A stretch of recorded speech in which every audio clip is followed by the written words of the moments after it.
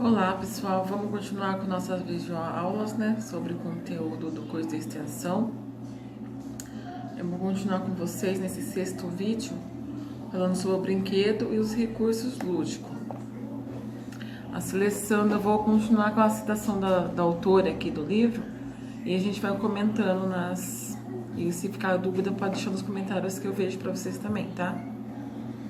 A seleção de brinquedos e recursos lúdicos facilita a prática de jogos e brincadeiras. Daí, um dos elementos mais importantes é que o brinquedo coloca a criança em uma posição ativa, interativa, contribuindo para o seu desenvolvimento. Daí essa citação é de Somenharder Alves, 2011, página 84. Para o conhecimento sobre os tipos de brinquedos, ela apresentou uma obra aqui de Pierre Bourgel, acho que é isso que é o nome que fala aqui, Bourgel, o grande pintor flamengo que retratou cenas do cotidiano da época de 1560 na obra Jogos Infantis, o qual identificava pelos menos 70 brincadeiras. Eu vou procurar essa obra na internet e eu deixo pra vocês no final do vídeo, tá? Porque como esse livro não é físico, eu não consigo mostrar pra vocês.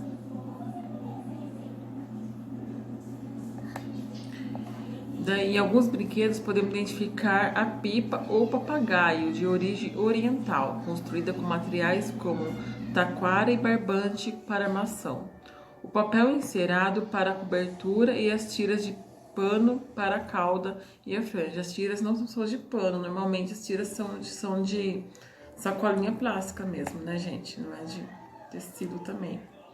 Eu já vi mais de sacolinha.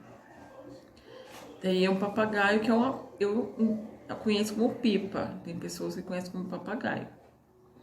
A classificação dos brinquedos, o objetivo é organizá-los de acordo com a temática envolvida e o atendimento de diferentes contextos no que pode servir. Para Azevedo, 2016, página 239, o processo é criativo de cada um desse sistema envolve estabelecer finalidade para o seu uso e projetar dentro das limitações observadas, padrões da comunicação que permite a aproximação das funcionalidades do produto final, com as pensadas como as ideias. Azevedo 2016 aborda algumas classificações do sistema de classificação de objeto lúdico. Daí aqui é Code, original francês. Tá em inglês aqui, gente, eu não vou conseguir ler para vocês. Estudar na Faculdade de Educação da Universidade de São Paulo, da USP, com base na teoria de Piaget. Nesse sentido, depois eu coloco o nome para vocês também, tá? Propondo pelo autor, inicialmente analisando os objetos para definir qual classe pertenciam. A classificação do brinquedo, como destaca Azevedo, 2016, está organizada em jogos e exercícios, simbólico, de acoplagem e de regras. Azevedo 2016, página 249, ele referiu aos jogos como um exercício de como se objetivam o despertar sensorial, a motricidade e a manipulação, dando como exemplos pianos infantis, brinquedos de borracha, balas de tecidos, balanço, brinquedos de encaixe. O jogo simbólico estimula a brincadeira de imitação de papéis, ensinando a representação. Então, ele citou aqui uns jogos de brinquedos, uns balanços, jogos de encaixe, como um jogo sensorial, né? Da motricidade, que daí estimula a manipulação desses jogos de montagem, né? Também. O jogo simbólico também estimula a brincadeira de imitação de papéis, ensinação e representação. São utilizados para a classificação de fantasias, bonecas, brinquedos, que possibilita a representação dos objetos e personagem. Ele fala do jogo simbólico. E tem os jogos de acoplagem. Trabalham com a construção encadeamento, experimentação e a fabricação. Depois eu vou deixar para vocês umas imagens de alguns jogos que eu criei, tá bom? Para vocês estar vendo. E alguns eu peguei de exemplos na internet também. Brinquedos como o jogo Lego, quebra-cabeça e pequeno químico são alguns exemplos de jogos utilizados nessa categoria, que são jogos de acoplagem.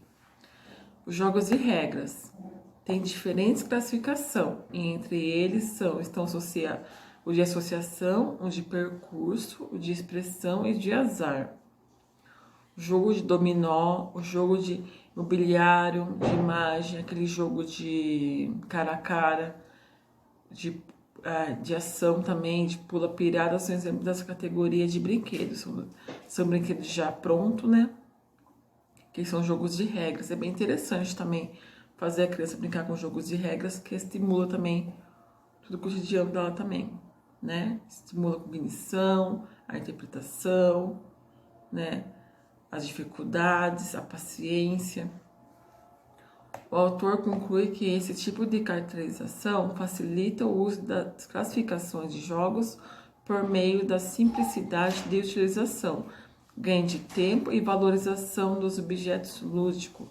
Azevedo, 2016, página 248. A autora colocou aqui uma citação de Piaget, 1896 de 1980. O biólogo nascido na Suíça transformou as ideias de inteligência e de desenvolvimento cognitivo. Seus estudos proporcionaram a criação do campo de investigação denominado epistemologia genética, que aborda uma teoria do conhecimento pautada no desenvolvimento natural das crianças. Eu tinha falado de uns vídeos anteriores se era Piaget ou se era Vygotsky, Piaget mesmo, tá, pessoal? Esses estudos são de referências para a organização de jogos e brinquedos na atualidade. O teórico organizou os recursos lúdicos em 3 categorias: o jogo de exercício, o simbólico e de regra. Para o teórico, o jogo de exercício caracteriza uma fase que vai do nascimento até o surgimento da linguagem. O objetivo, o prazer, é em explorar novas ações, como empurrar bolas, buscá-las e reiniciar a ação. Define 2 categorias para essa classificação. A primeira são jogos de exercícios sensórios motores, no qual o educando age de forma de reproduzir conduta simples para fim utilitário. Exemplo, soltar nós de fios, rolar carrinhos e as segundas são um jogo de exercício do pensamento, caracterizado pela fase dos porquês. A criança pergunta simples, ela pergunta sempre o porquê de certas coisas. Então a primeira são jogos de exercício sensório, motores, e a segunda do exercício de pensamento. Daqui ele fala que na segunda categoria é caracterizada pelo surgimento da linguagem até os 6 ou 7 anos de idade, os jogos simbólicos. A criança joga para utilizar suas habilidades individuais com liberdade e reproduzir ações para si mesma e para os outros. As brincadeiras de faz de conta e imitação de papéis exemplificam essa fase. Os jogos de regra, como a terceira categoria, é definida pelo autor considerando a regra de como o aspecto que resulta na organização coletiva das brincadeiras. Para Piaget, 1990, os jogos de regra são combinações sensório-motoras, como as de corrida, de jogos de bolas, intelectuais, como a de xadrez, que envolve a competição e a cooperação entre as partes.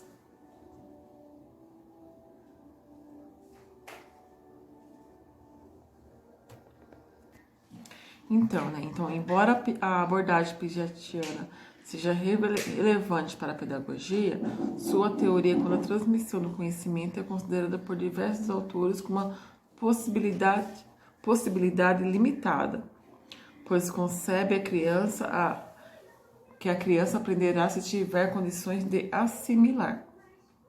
Contudo, no que se refere aos estudos com deficiências ou dificuldades de aprendizagem, a teoria é relevante no que diz respeito aos termos cognitivo, uma vez que os estudantes irão interessar por aquilo que desejam aprender. Já na abordagem de Vygotsky, 2001, refere-se que o jogo é como sendo uma forma de satisfação do desejo da criança. Para o teórico, a criança cria situações imaginárias e representa pela ação do brincar. Outra característica apontada pela presença das regras nas brincadeiras destaca a situação imaginária, que contém regras de comportamento, embora não formais. No brincar, a criança trabalha situações reais pelo significado que ela representa e exemplifica. Por exemplo, o faz de conta nas brincadeiras de andar a cavalo, no qual significando dominação de ação. Por outro lado, mesmo Vygotsky, 2011, não define fases do brincar. Pelo conceito da zona de desenvolvimento proximal, podemos considerar dois aspectos importantes na classificação dos brinquedos e sua aplicabilidade para os educandos. As crianças se interessam por objetos e brinquedos, assim a sua manipulação e exploração é o mais importante fator para o seu desenvolvimento motor e cognitivo. Exemplificando como os brinquedos sensoriais e recursos lúdicos em que a criança possa sentir texturas, temperaturas, cores, explorar sons, os objetos, né? Muitas vezes a criança pequena se interessa mais por objetos da cozinha, como panelas, utensílios plásticos, do que os próprios brinquedos que ela passa a observar. Então, ela às vezes tem interesse por outras coisas do que os próprios brinquedos dela mesma, né? Que ela começa a explorar aqueles, como os trenzinhos musicais, eles começam... Você pode dar um carrinho para ela brincar, ela prefere entrar numa caixa de papelão e fazer um carrinho ali e tá brincando. Para os educandos no ensino fundamental, podemos exemplificar destacando seus interesses por espaço e recurso lúdico, em que o significado e elaboração dos papéis, como os cantos da fantasia, da casinha, do escritório, possam dar-lhe a liberdade de expressar suas ideias a respeito do que o meio em que vive.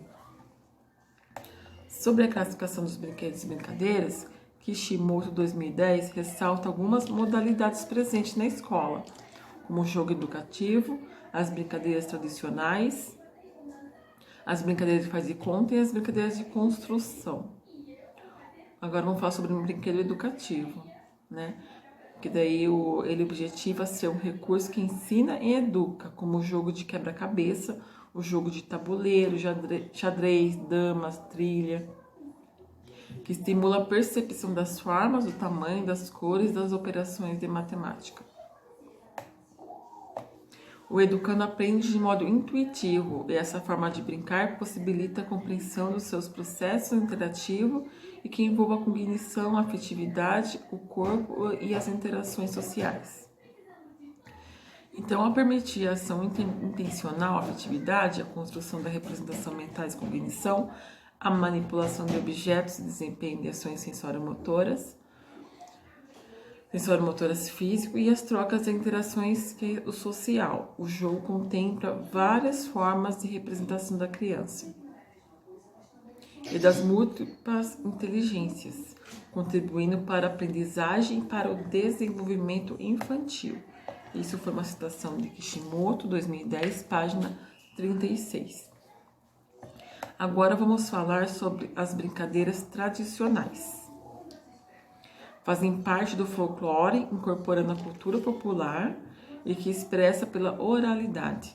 O Brasil, por sua diversidade cultural, tem brincadeiras de um grande aliado no que diz a respeito ao resgate pela infância.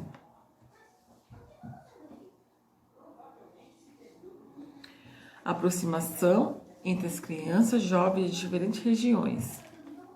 Embora ninguém saiba o certo a origem das brincadeiras amarelinha, como é a forma de brincar praticada do norte ao sul do país.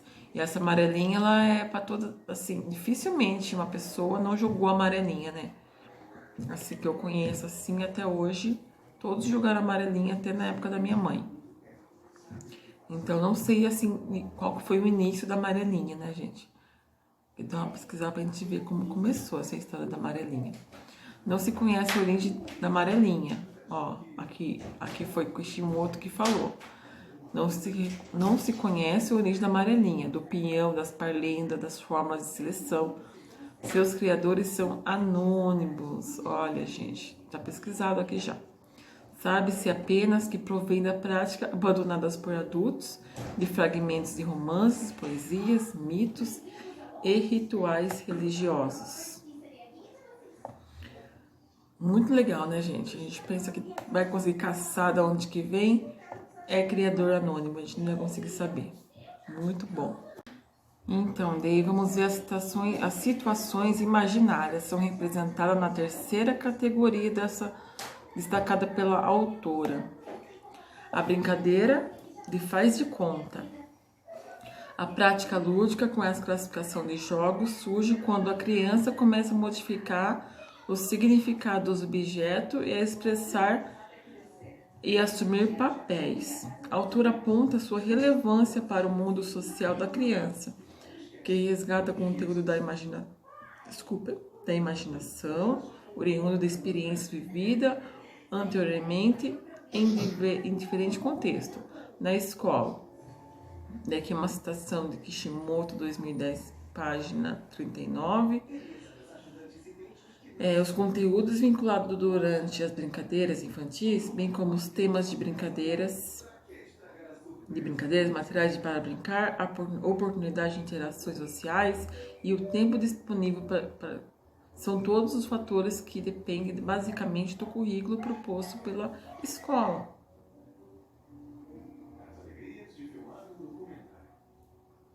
Faz de conta, já que construir casas e prédios, as crianças não apenas manipulam peças, mas também elabora representação mentais. Kishimoto, página 210. Desculpa. Kishimoto, 2010. Destaca que a compreensão sobre a construção deve considerar a fala e a ação da criança, pois representam suas vivências no mundo real. A gente vê que a abordagem descrita até aqui considera a reflexão dos estudiosos sobre o lúdico na educação como proposta pedagógica e remete-nos à inclusão de estudantes com deficiência no contexto escolar.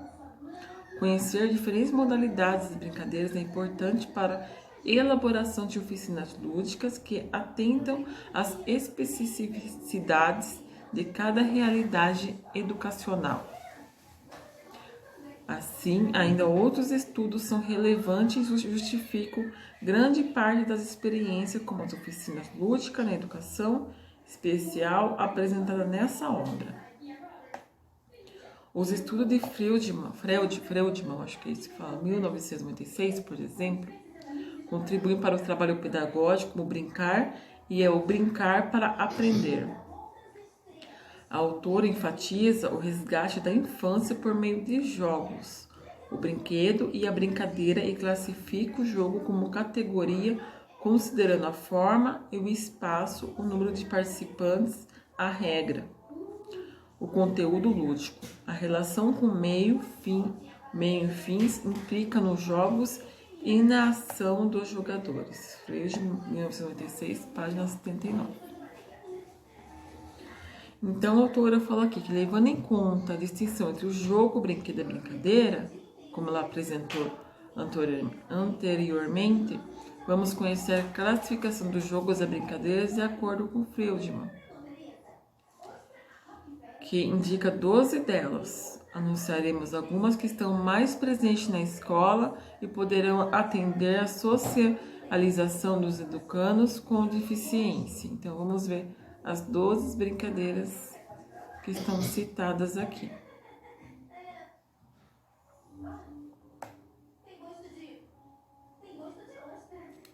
Ela fez por classificação, objetivo e os exemplos de jogos, tá? Então, primeira, fórmulas de escolha. Objetivo, incluir ou eliminar os companheiros do jogo. Exemplo, em cima do piano, par ou ímpar, 1, 2, feijão com arroz. O outro, brinquedo com jogos com brinquedo construídos. Construir brinquedos. Como papagaio, pipa, pandorga, cataveto. Esse pandorga eu não sei o que é, gente. Tem que dar uma pesquisada pra ver o que é pandorga. Deixa eu até ver aqui agora pra vocês. Pandorga.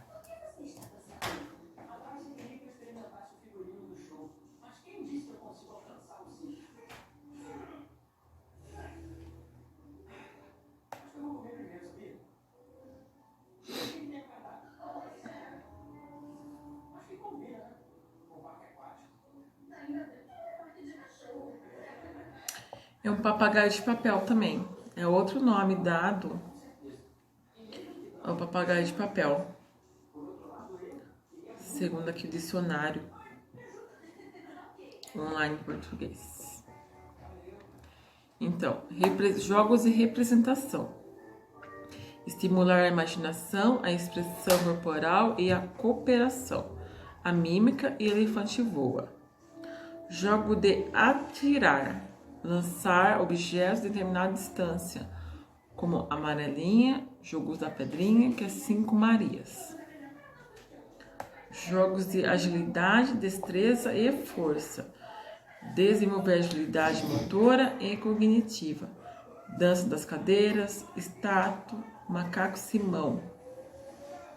Eu vou pesquisar macaco Simão, que eu não conheço a brincadeira. Deixa eu ver aqui.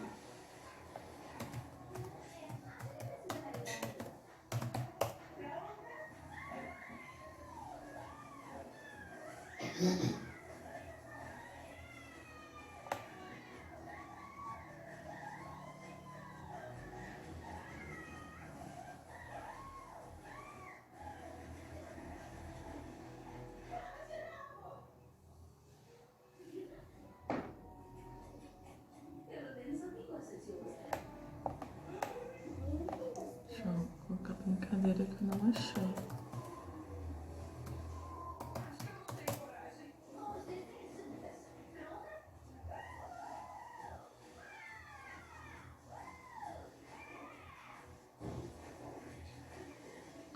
Ver se eu consigo ver esse jogo do macaco Simão.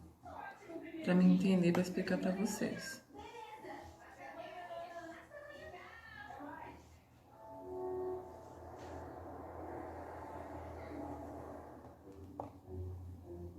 Será que esse macaco Simão é tipo uma...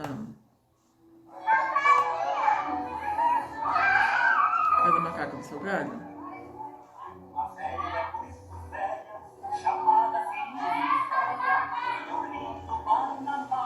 Ah, o macaco Simão é uma pessoa que se veste de velha.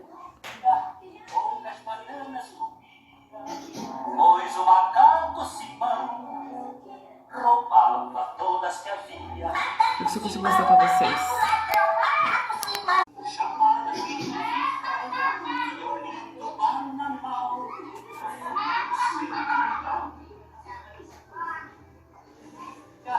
Poucas bananas comia, pois o macaco Simão roubava todas que havia. Macaco Simão, macaco ladrão, macaco Simão, macaco ladrão. Um dia Firinfe velha, cansada de ser roubada, teve uma ideia de noite e acordou de madrugada. Comprou na loja da esquina vários quilos de alcatrão. Com eles fez um boneco pretinho como de sangue. Boneco valente, parece que é gente. Boneco valente, parece que é gente. Pôs um grande tabuleiro na cabeça do negrinho, cheio de lindas bananas escolhidas com carinho. Levou depois o boneco para o fundo do quintal e lá o deixou repipar no meio do bananal. Macaco Simão vai ver a lição. Macaco Simão vai ver a lição. E Mala Firinfe velha voltou para o seu trabalho. Lá veio o mestre macaco, pulando de galho em galho. Quando avistou o boneco, fez uma cara zangada e, dedilhando a viola, cantou esta batucada. Que moleque sem vergonha, que moleque malhável, roubando minhas bananas, sem me dar satisfação.